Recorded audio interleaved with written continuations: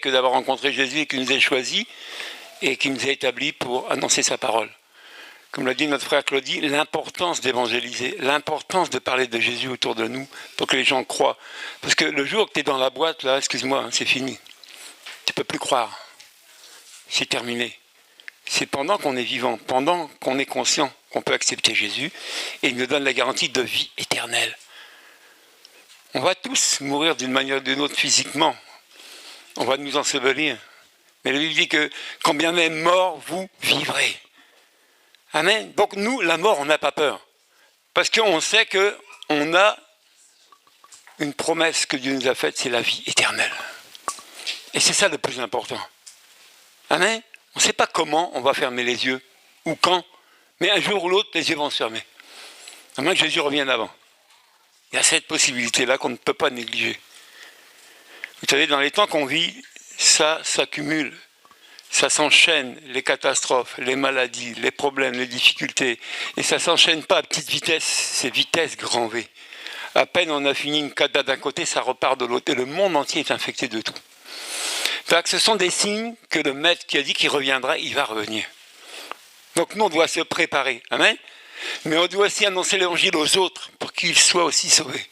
Ça, c'est la mission de l'Église. Allez, faites de toutes les nations des disciples. C'est notre responsabilité. Et ce matin, j'aurais vous parler d'un thème. Attendez, je vais enlever les micros. Un thème.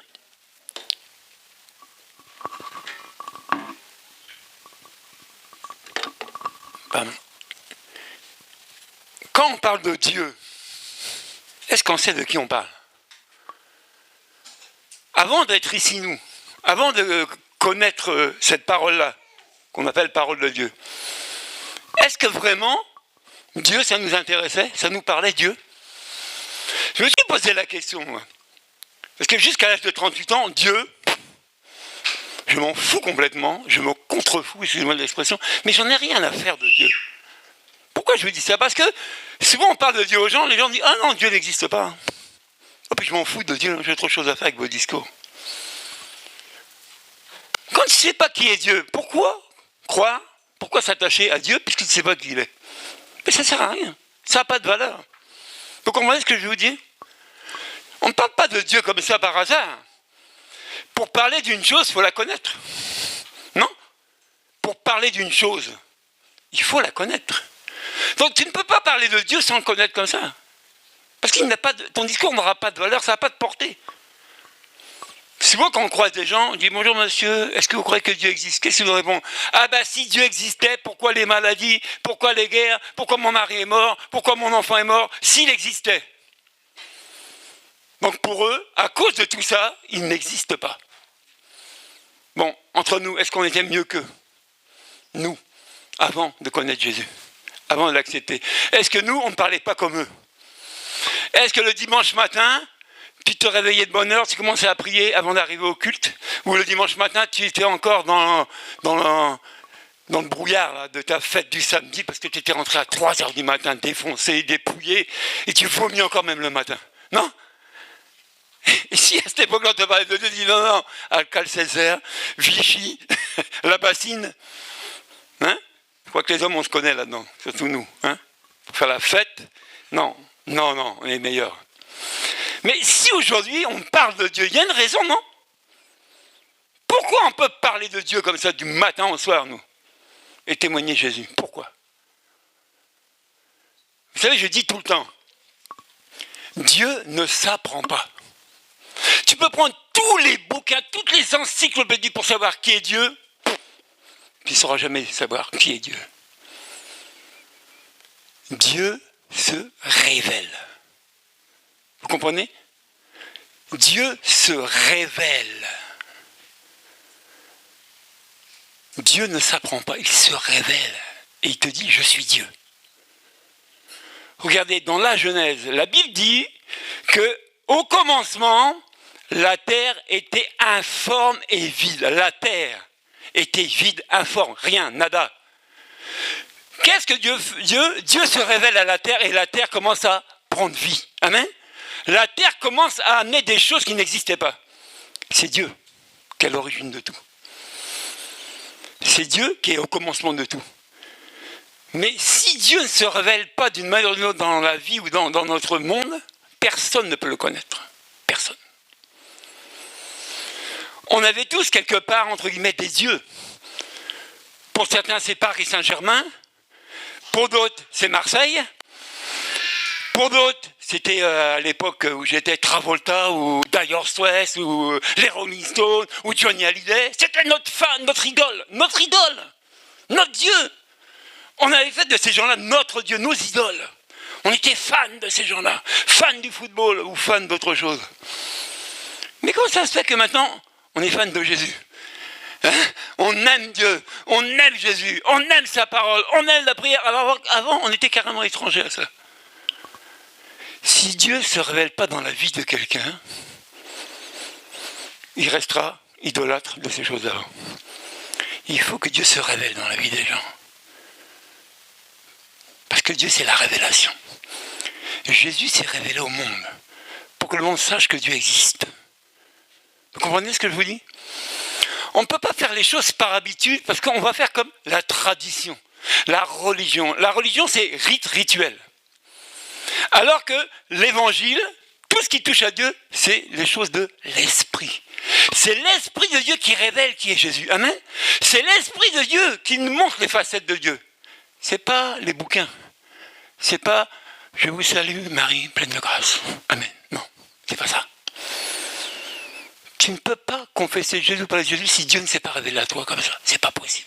Et on va voir dans la Bible comment des gens, des hommes et même des femmes qui ne connaissaient pas Dieu comme nous, ils sont amenés à la connaissance de Dieu.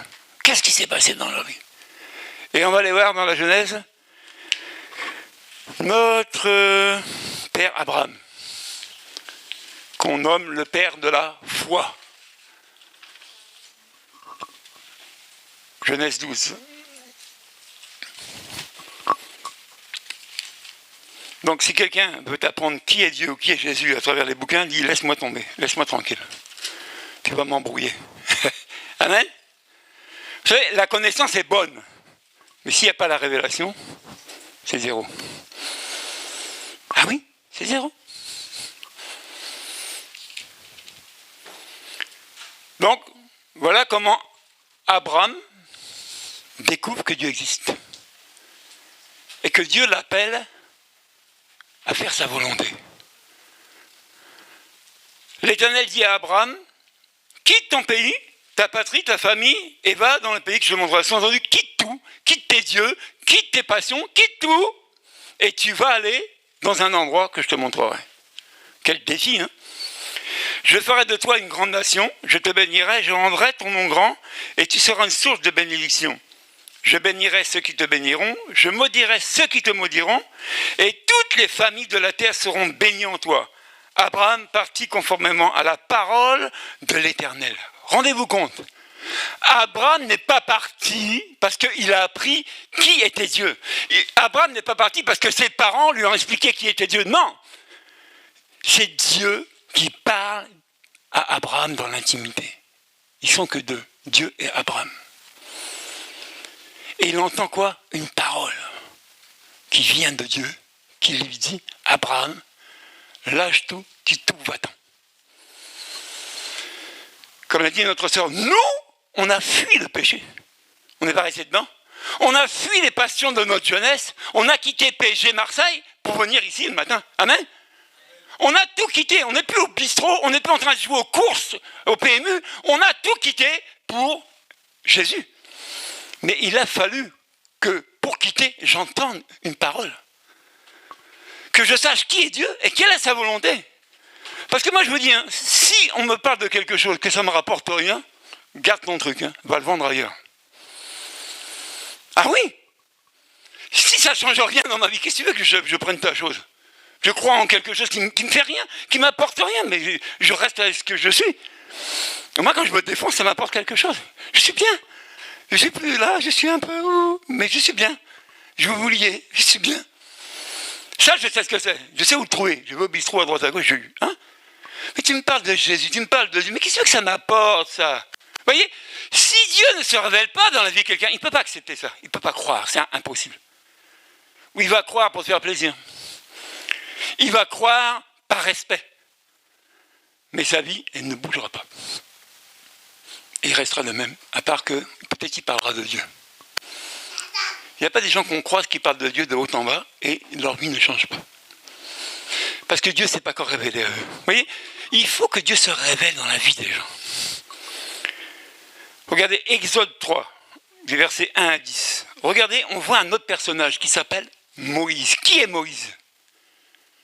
Moïse, rappelez-vous, quand le peuple se multipliait en Égypte, quand le peuple grandissait, le pharaon a dit stop, on va tuer tous les enfants, tous les garçons.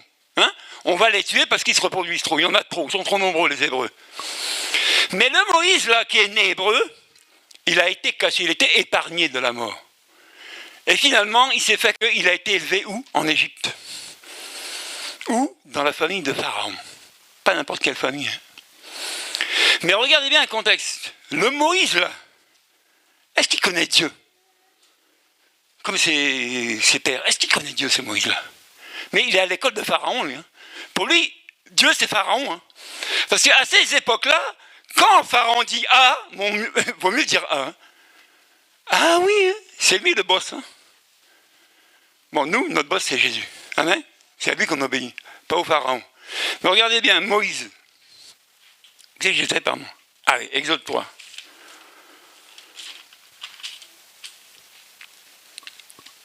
À partir du verset 1 jusqu'au verset 10. Moïse était devenu berger du troupeau de son beau-père Jéthro, le prêtre de Madian. Il conduisit le troupeau derrière le désert et vint à la montagne de Dieu, à Horeb. L'ange de l'Éternel lui apparut dans une flamme de feu au milieu d'un buisson. Moïse regarda et vit que le buisson était tout en feu, sans être consumé. Moïse dit, je vais faire un détour pour voir quelle est cette grande vision et pourquoi le buisson ne brûle pas. L'Éternel vit qu'il faisait un détour pour regarder Dieu, l'appela du milieu du buisson en disant, Moïse, Moïse, il répondit, me voici. Dieu dit, ne t'approche pas d'ici, retire tes sandales car l'endroit où tu te tiens est une terre sainte. Il ajouta, je suis le Dieu de ton père, le Dieu d'Abraham, le Dieu d'Isaac, le Dieu de Jacob. Moïse se cacha le visage car il avait peur de regarder Dieu. L'Éternel dit, j'ai vu la souffrance de mon peuple qui est en Égypte et j'ai entendu les cris qu'il pousse devant ses oppresseurs. Oui, je connais ses douleurs, je suis descendu pour le délivrer de la domination des Égyptiens et pour le faire monter de ce pays jusque dans un bon et vaste pays, un pays coule où le lait et le miel. C'est l'endroit qu'habitent les Cananéens, les Hittites, les Amoréens, les Phéréciens, enfin j'en passe. Maintenant, les cris des Israélites sont venus jusqu'à moi. J'ai aussi vu l'oppression que leur font subir les Égyptiens. Maintenant, vas-y, je t'enverrai vers le Pharaon et tu feras sortir d'Égypte mon peuple, les Israélites. Amen. Le Moïse qui avait fui l'Égypte parce qu'il avait tué un soldat. Le Moïse qui s'était réfugié. Maintenant, Dieu l'appelle à revenir où? En Égypte. Pourquoi faire? Pour sortir le peuple de l'esclavage. Mais regardez, quand Dieu se révèle, il se dit pourquoi il se révèle à toi. Amen. Il ne dit pas, je suis Dieu, crois en moi, et basta, c'est fini. Quand Dieu se révèle à quelqu'un, il y a une raison pourquoi il te choisit, pourquoi il t'appelle. Il y a une raison à ça. Amen. Sans ça, il n'y a pas de sens de croire. Croire pour croire, et il n'y a rien. Mais c'est fatigant. Excusez-moi, il y a beaucoup de lieux de croyance, ils sont vides aujourd'hui. Vides. Parce que les gens n'ont plus d'espérance. Pourquoi ils sont là? Ça sert à rien. Il n'y a rien en bout. Bon, laisse tomber. Quand Dieu se révèle à quelqu'un, c'est qu'il a besoin de quelqu'un pour faire quelque chose. Amen. Et Dieu a choisi son Église, Dieu nous a choisis parce qu'il a besoin de nous, comme l'a dit notre frère Claudie, pour faire quoi? Pour aller annoncer sa parole, pour aller sauver les gens. Il a besoin. Mais si Dieu ne se révèle pas à toi, comment tu fais? Est-ce que Moïse, il dit, hey, Dieu, Dieu, Dieu, oh, j'ai vu la souffrance de mon peuple, envoie-moi là-bas? Non. Même si au fond de lui a vu ça, de lui-même, il ne peut pas sortir le peuple. De lui-même, il ne peut pas délivrer les gens de l'esclavage. Il ne peut rien faire, le Moïse.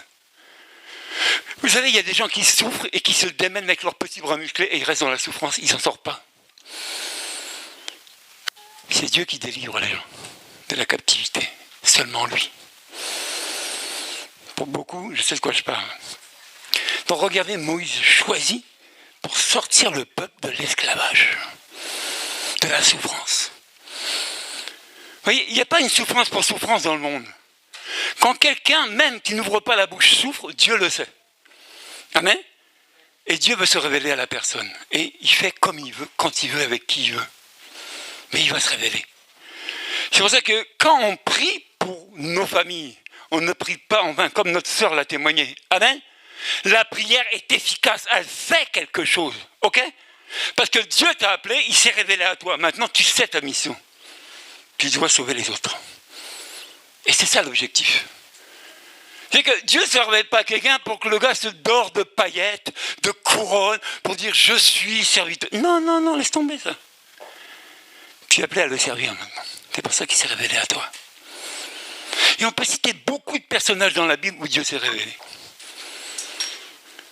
Dieu parlait de Dieu sans savoir qui il est. À quoi bon? C'est vide notre discours.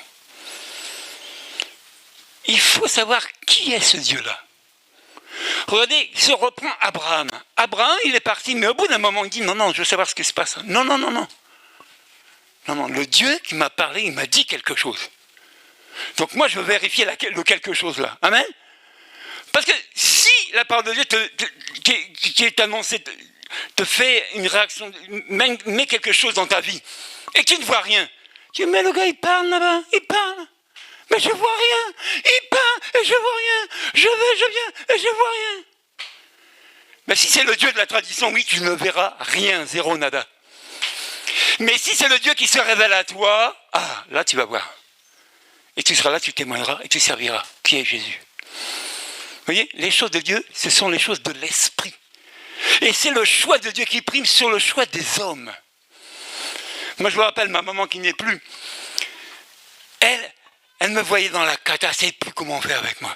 Elle était voir une voyante. Et la voyante avait, soi-disant, vu, je ne sais pas comment, que je serais capitaine d'un navire. Bon, j'ai bien été dans la marine, j'étais matelot. Par contre, j'ai voulu tuer mon capitaine. Ça, c'était pas vu. Oui, les gens cherchent leur avenir. Il faut savoir demain, qu'est-ce qui va m'arriver. Donc, ils sont à la quête de quelque chose. Regardez, là, on est à la quête de quoi? De trouver un vaccin. Non? Pour le Covid. On est toujours à chercher quelque chose. Mais le quelque chose n'est que ponctuel, mon frère, ma soeur. Quand Dieu se révèle à quelqu'un, c'est pour tout le temps, c'est pour l'éternité. Amen. Dieu n'a pas de commencement, il n'a pas de fin. Il est éternel. Mais regardez le parcours d'Abraham, le parcours de Moïse. Eux qui n'ont pas choisi Dieu, mais qui ont été choisis par Dieu, qui ont reçu de Dieu une mission à faire. Regardez, ça change la donne. Hein. Ça change tout. On continue? Regardez, dans Deutéronome 29, on va essayer de lire la Bible en avançant. Parce qu'on dit Dieu, Dieu, Dieu, moi je veux voir, moi je veux savoir, moi, et rien que moi, et toujours moi. Donc on va t'appeler moi. Amen. Regardez, Deutéronome 29, qu'est-ce qu'il nous est dit? Verset 28. Les choses cachées sont pour l'Éternel, notre Dieu. Les choses révélées sont pour nous et nos enfants à toujours, afin que nous mettions en pratique toutes les paroles de cette loi. Amen. Les choses cachées appartiennent à qui? À Dieu. Les choses révélées appartiennent à qui? Aux hommes. Qui dit révélation veut dire ce sont des choses qui sont cachées à nos yeux. Donc Dieu à tes yeux, tu ne le connais pas s'il ne se révèle pas à toi. Tu comprends ce matin? Si Dieu ne se révèle pas dans la vie de quelqu'un, il ne peut pas connaître Dieu parce que c'est caché à ses yeux. Et c'est le discours de beaucoup. Ouais, mais Dieu n'existe pas, parce que ceci et parce que cela, donc c'est pas vrai, c'est un mensonge. Dieu n'existe pas. Je crois en mon porte-monnaie, parce que quand je vois les euros, ça existe. Mais quand ton porte-monnaie est vide, tu crois en quoi? C'est ponctuel. Dieu est éternel, mais ton argent, il est ponctuel. Amen. Et notre Dieu, nous, il n'a pas de limite. Toi, tu es limité avec ça. Lui, il n'a pas de limite. Donc, les choses cachées, c'est pour lui. Les choses révélées, c'est pour nous. Et Amos nous dit quoi?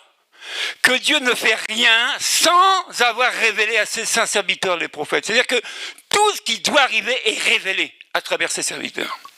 Dieu ne cache rien. Dieu ne prend pas les gens en traite. C'est toujours révélé. Ce qu'il a caché, il le révèle.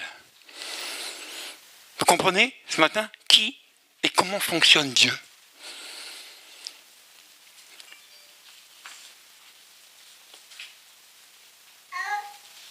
Matthieu 11, versets 20 à 27. Ça, c'est une réponse pour ma sœur qui était là à l'enseignement.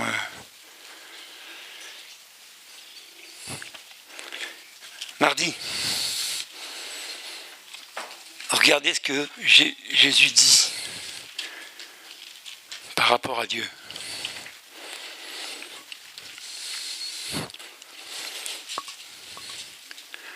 Alors Jésus se mit à faire des reproches aux villes dans lesquelles avaient eu lieu la plupart de ces miracles, parce qu'elles n'avaient pas changé d'attitude.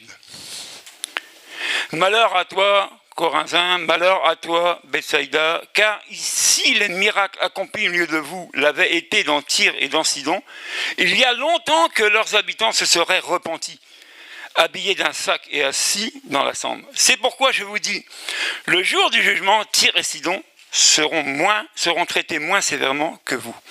Et toi, Capernaum, seras-tu élevé jusqu'au ciel?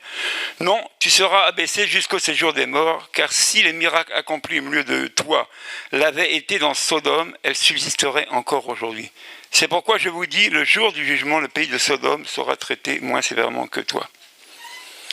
À ce moment-là, Jésus prit la parole et dit, « Je te suis reconnaissant, Père, Seigneur du ciel et de la terre, de ce que tu as caché ces choses aux sages et aux intelligents. » Amen. Dieu cache qui il est aux sages et aux intelligents. Le gars qui pense tout connaître, tout savoir, qui dit je n'ai pas besoin de Dieu, Dieu se cache ça, qui il est. Il ne se révèle pas. Mais il dit quoi? Et il les a révélés aux enfants. Oui, Père, je te suis reconnaissant, car c'est ce que tu as voulu. Mon Père m'a tout donné et personne ne connaît le Fils si ce n'est le Père. Personne non plus ne connaît le Père si ce n'est le Fils et celui que le Fils a voulu révéler. Amen. C'est Jésus qui révèle qui est son Père. Et ça, c'est caché aux sages et aux intelligents. Ceux qui font des très très grandes études, là, je pense qu'ils deviennent fous avec les études aussi. Ils ont des théories, des machins, des trucs pour t'expliquer, tu tombes de haut dans leur discours. Waouh! Rien qu'un mot, là, tu dis, mais il a trouvé où le mot? Jamais j'ai entendu un nom comme ça, jamais. Mais demande-lui qui est Dieu. Il va t'expliquer le chaos, les atomes, comment ça s'est fait, le commencement, comment le monde a été créé, par un atome, par ceci, par cela, le chaos, tout ce que tu veux. Le bing-bang, le bang-bing, ou ping-pong, ou pong-ping. Il va t'expliquer tout ça dans son historique, dans son savoir. Mais il ne sait pas qui est Jésus. Il ne sait pas qui est Dieu. C'est caché à ses yeux. Mais la Bible dit que ceux qui sont sages et intelligents, c'est ceux qui cherchent Dieu. Donc toi, tu es intelligent. Très intelligent parce que tu cherches qui est Dieu. Tu cherches à connaître qui est ce Dieu-là pour faire sa volonté. Donc ça, c'était une parenthèse pour montrer que les choses qui sont cachées ne nous appartiennent pas. Ce qui nous appartient, c'est les choses que Dieu veut bien nous révéler. Et la révélation, c'est de montrer une chose qui était cachée à tes yeux. L'existence de Jésus. Qui connaissait Jésus dans ses galères? Qui savait que Jésus était capable de le guérir d'un cancer? Qui savait que Jésus pouvait mettre fin à ta drogue et à ton alcool comme ça, cadeau, en une fraction de seconde? C'était caché. Mais Dieu s'est révélé à toi afin que tu sois au bénéfice de la guérison. Amen. Comprenez que Dieu, c'est une révélation. Il se révèle à qui il veut. Et il se révèle quand il veut. On prend un autre exemple. 1 Samuel 3. Et là, on parle de Samuel. Samuel, qui était Samuel? Rappelez-vous que Anne qui avait pour rivale Pénina, la concubine, et Elkana, son mari. Regardez ce qui se passait. Anne ne pouvait pas enfanter, ne pouvait pas avoir d'enfant. Et c'est la concubine, celle qui était à côté d'elle, qui se moquait d'elle parce qu'elle enfantait. Donc Anne avait un fardeau, elle souffrait. Mais qu'est-ce que Anne a fait? Au lieu de pleurer devant les hommes, au lieu de raconter son histoire qu'elle n'avait pas d'enfant, elle a été dans le temple s'humilier, répandre son âme. Et Dieu a vu son humilité, Dieu a vu son chagrin, Dieu a vu son attitude. Il lui dit, tu auras un enfant. Et l'enfant, c'est Samuel, qu'elle a donné à l'Éternel. Elle l'a prêté à l'Éternel, Samuel. Donc on lit dans 1 Samuel 3. Et j'aime ce passage-là. Oui, 1 Samuel, pardon.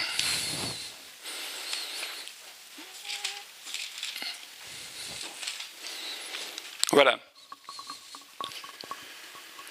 Verset 1 à 11. Le jeune Samuel était au service de l'Éternel devant Élie. La parole de l'Éternel était rare à cette époque. Les visions n'étaient pas fréquentes. Un jour, Élie, dont la vue commençait à faiblir et qui ne pouvait plus bien voir, était couché à sa place habituelle. La lampe de Dieu n'était pas encore éteinte et Samuel était couché dans le temple de l'Éternel où se trouvait l'arche de Dieu. Alors l'Éternel appela Samuel. Il répondit, « Me voici ». Courut vers Élie, il dit, « Hé, me voici que, car tu m'as appelé. » Élie répondit, « Je n'ai pas appelé. Retourne te coucher. » Et Samuel alla se coucher. L'Éternel appela de nouveau Samuel. « Samuel, Samuel !» Et Samuel se leva. Alla vers Élie et dit, « Me voici, car tu m'as appelé. » Et Élie répondit, « Je n'ai pas appelé mon fils. Retourne te coucher. » Samuel ne connaissait pas encore l'Éternel. Amen. Sa maman, oui, mais Samuel, non. La parole de l'Éternel ne lui avait pas encore été révélée. C'était caché pour lui. L'Éternel appela de nouveau Samuel pour la 3e fois. Samuel se leva, alla vers Élie et dit, « Me voici, car tu m'as appelé. » Élie comprit alors que c'était l'Éternel qui appelait l'enfant. Et il dit à Samuel, « Va te coucher.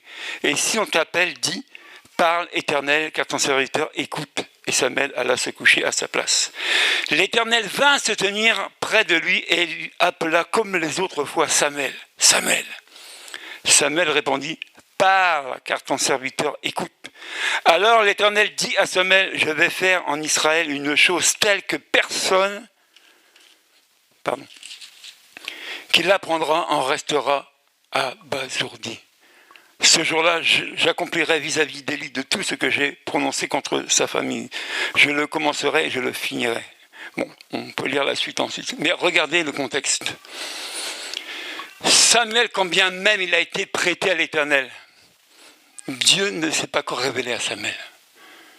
C'est-à-dire que tu peux être dans une famille ou même dans une église, parler de Jésus, parler de Dieu, mais Dieu ne s'est pas vraiment révélé à toi pour ta mission.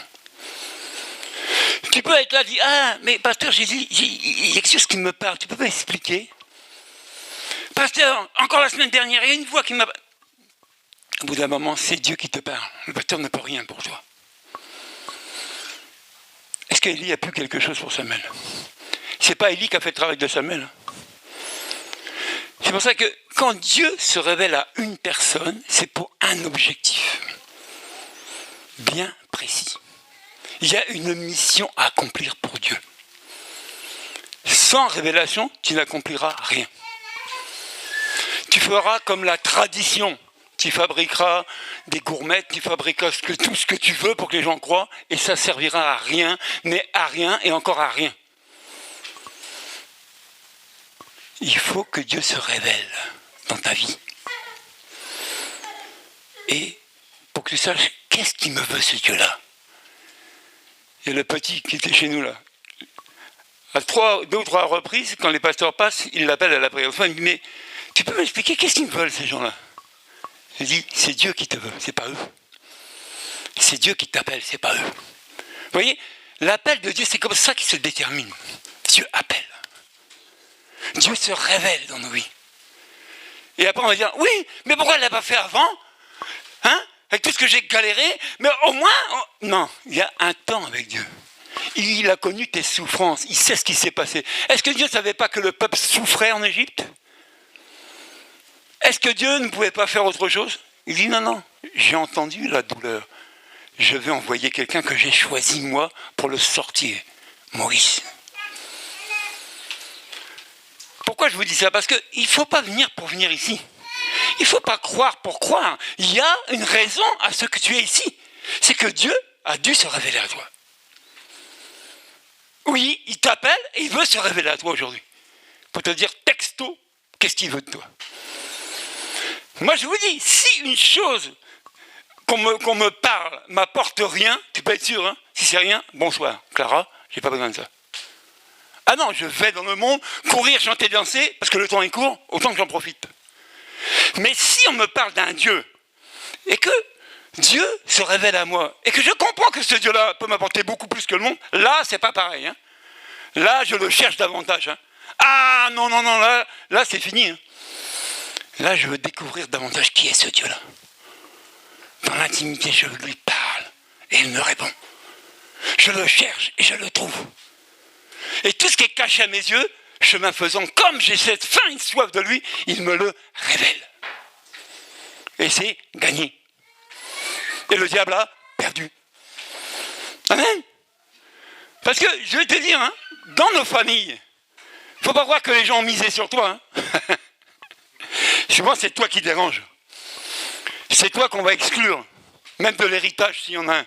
Lui, on le raye, mauvais comme il est. Pas besoin de lui. Lui, allez le voir. Qu'est-ce qu'il va nous faire? Il va encore être comme d'habitude dans son état, là.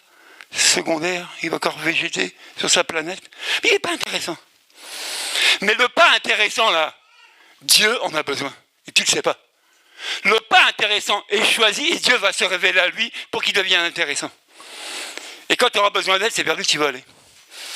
Regardez bien, moi je vous dis, bien souvent les rejetés là, que Dieu choisit, que Dieu appelle, c'est vers eux qu'on vient chercher conseil. C'est eux qu'on appelle, tu ne peux pas prier pour ça, tu ne peux pas prier pour ça. Là, tu viens voir. Oui, parce que toi, tu n'as plus de solution.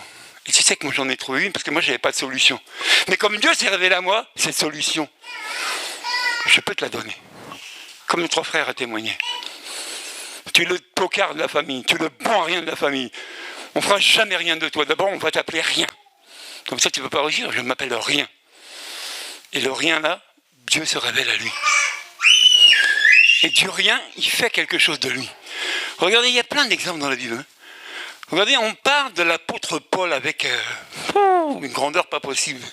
Mais l'apôtre Paul, c'était un homme comme toi et moi. Hein. Il n'avait pas un bras de plus que moi ni une jambe. Hein. Non, non, non, non, non, non, non, non. Mais avant qu'il s'appelle Paul, c'était Saul de Tarse. Et lui, il prenait un mal à plaisir à faire quoi? À faire du mal à ceux qui parlaient de Jésus. Il faisait la guerre, il les emprisonnait, il fallait taire ce nom-là. Ah non, il m'agace avec Jésus. Mais dans ta famille, des fois, on ne peut pas se faire taire. Oh, quand c'est là, va me parler de Jésus, oh là, tu me gaves, laisse-moi tranquille. Mais je te rappelle dans 15 jours, je te parle encore de Jésus. Parce que l'important, il faut que tu acceptes Jésus. Avant, passer à la boîte. Donc, je ne lâcherai pas, c'est Jésus. Et encore Jésus. Ça va? Oui, Jésus. Mais il faut, mon frère, ma soeur, on ne peut pas savoir que dans des temps, ça sera fini, et que ceux qui n'auront pas cru, on sait où ils vont finir, et puis les laisser partir gratuitement là-bas, dans le feu. Non? Si tu parles à certaines personnes, disent « Ah oui, Dieu, je m'en fous. Oh, puis l'enfer, je m'en fous. Et puis le paradis, ça n'existe pas. » Bon, peut-être que le gars, il vit déjà l'enfer sur la terre, donc il est loin de penser que le paradis existe. Amen. Mais si Dieu ne servait pas des gens comme ça, ils ne peuvent pas confesser. Ils ne peuvent pas savoir que le paradis existe. C'est impossible. Donc ne faites pas la guerre à ceux qui ne croient pas. Priez pour eux pour que Dieu se révèle à eux, d'une manière ou d'une autre. Priez pour ça. Regardez notre soeur qui a témoigné. Elle est convaincue que depuis qu'elle prie pour sa famille, Dieu est en train d'agir. Et j'ai déjà dit à cette famille-là, à mon frère Ange et Lucie, votre famille seront bénies à travers vous. Je leur ai déjà dit. Et Dieu commence à toucher un, et il touche deux. Et c'est que le commencement. Hein.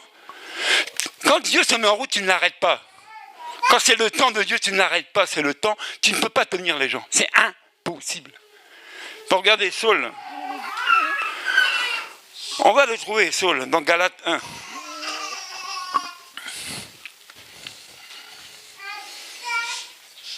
Et regardez, ce discours-là, c'est un beau discours. Un discours humble. De quelqu'un qui a reçu beaucoup. C'est ça l'humilité. Tu as reçu beaucoup, tu ne le montres pas. Tu es humble. Galates, chapitre 1, versets 11 à 18. Donc c'est l'apôtre Paul qui parle. Il dit, je vous le déclare, frères et sœurs, l'évangile que j'ai annoncé ne vient pas de l'homme. En effet, je ne l'ai moi-même ni reçu ni appris d'un homme. Vous voyez ce que je dis tout à l'heure? Mais par une révélation de Jésus-Christ. Paul, qui s'appelait Saul de Tarse, qui fréquentait les docteurs de la loi, qui connaissait bien la loi de Moïse. Il dit que cet évangile que je prêche ne vient pas des hommes. Je ne l'ai pas appris près des hommes. C'est une révélation de Jésus. Alors va m'expliquer que tu connais Dieu par les bouquins. Ben, si tu viens boire, tu dirais, mon ami, il va parler à quelqu'un d'autre, parce que non, c'est pas possible. Même quand tu fais de la théologie, l'histoire de Dieu, l'étude de Dieu sur toutes ses faits, je ne dis pas que c'est mauvais pour la connaissance, c'est bon. Mais tu peux faire de la théologie sans savoir qui est Jésus. Tu sauras qui est Jésus par ta connaissance, pas par la révélation. Donc tu auras un beau charisme, un beau discours qui ne changera personne. Pourquoi? Parce que déjà toi, tu n'es pas changé. Si tu n'es pas changé, tu vas changer qui? Comprenez ce que je dis ce matin? Et regardez, l'apôtre Paul le dit clairement. Il dit, vous avez d'ailleurs entendu parler de mon comportement autrefois dans le judaïsme. C'est ce que je vous disais, le gars était terrible. Je persécutais à outrage l'église de Dieu. Je cherchais à la détruire. Et j'étais plus avancé dans le judaïsme que beaucoup de ceux de mon âge parmi mon peuple, car j'étais animé d'un zèle excessif pour les traditions de mes ancêtres. Mais Dieu m'avait mis à part dès le ventre de ma mère et m'a appelé par sa grâce. Lorsqu'il a trouvé bon de révéler son Fils en moi, afin que je l'annonce parmi les non-juifs, je n'ai consulté personne. On va s'arrêter là. Paul dit, je n'ai eu besoin de l'approbation de personne pour annoncer l'évangile. Tu n'as pas besoin de feu vert de quelqu'un. Si Dieu se révèle à toi, lève-toi, annonce l'évangile. Nous, on a par habitude de mettre des freins dans la vie des chrétiens. On met des freins partout, on bloque les gens partout. Oui, mais tu sais que, non, tu ne dois pas. Bon. Je vous dis, les choses de Dieu, si Dieu ne se révèle pas à toi, tu ne peux pas les connaître. On cherche nous-mêmes des fois, par des questions ou je ne sais quoi, oui, mais pourquoi ceci et pourquoi cela? Non, moi je dis, lâche prise, tu ne donneras pas ce que tu n'as pas. C'est-à-dire que si Dieu ne t'a pas donné, par exemple, le don de guérison, tu peux prier 10 000 fois avec ta main sur quelqu'un, il ne sera pas guéri. Tu n'as pas reçu, tu ne peux pas donner. Regardez, vous prenez Moïse, vous prenez Abraham, vous prenez Paul, vous prenez ceux qu'on a cités. C'est quoi leur mission? Un devait quoi? Sortir de son pays parce que Dieu le bénirait et les familles seraient bénies à travers lui. L'autre c'était quoi? Sortir le peuple de l'esclavage en Égypte parce qu'il souffrait la douleur. L'autre c'était quoi? Annoncer l'évangile. Rendez-vous compte, les missions que Dieu donne. C'est-à-dire que quand Dieu a un besoin dans une région, il choisit quelqu'un, il se révèle au quelqu'un et lui dit c'est pourquoi il l'a appelé. C'est vrai que vous verrez que dans beaucoup de réunions, souvent les hommes de Dieu ou les servantes de Dieu, des paroles de connaissance sortent sur la vie des gens. Des paroles prophétiques sortent. Mon frère, tu seras ceci, ma soeur, tu seras là, Dieu t'a appelé. Et toi, tu dis, ah, mais il ne me connaît même pas. Et moi-même, Dieu, je ne le connais pas. Comment Dieu peut m'appeler? Moi, je dis, la première prophétie que j'ai reçue, c'est moins 22 ans en arrière.